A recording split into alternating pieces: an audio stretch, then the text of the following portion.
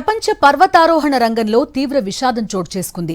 8,000 మీటర్లకు పైగా ఉన్న ప్రపంచంలోని 14 అత్యంత ఎత్తైన శిఖరాలను రికార్డు సమయంలో అధిరోహించిన ప్రముఖ పర్వతారోహకుడు నిర్మల్ నిమ్స్దాయ్ పుర్జా కన్నుమూశారు. పాకిస్తాన్లోని బ్రాడ్ పీక్ పై సంభవించిన భారీ హిమపాతంలో చిక్కుకున్న ఆయన మృతి చెందినట్టు ఆయనతో కలిసి పనిచేసిన ఎక్స్పెడిషన్ సంస్థ ప్రకటించింది.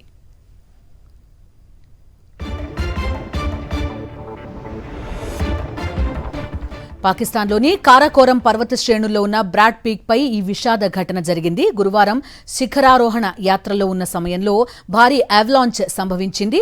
ఆ సమయంలో నిమ్స్ పుర్జా నాయకత్వం వహిస్తున్న 10 మంది సభ్యుల బృందంతో సంబంధాలు తెగిపోయాయి.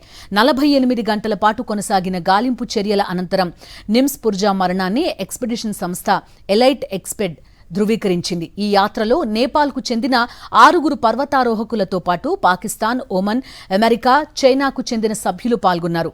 పాకిస్తాన్కు చెందిన గైడ్ సోహైల్ సఖీ కూడా టీంలో ఉన్నారు.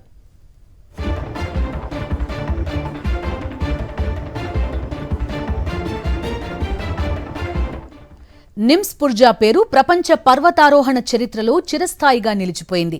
2019లో కేవలం 6 నెలల వ్యవధిలోనే 8,000 మీటర్లకు పైగా ఉన్న ప్రపంచంలోని 14 అత్యున్నత శిఖరాలను అధిరోహించి రికార్డు సృష్టించారు.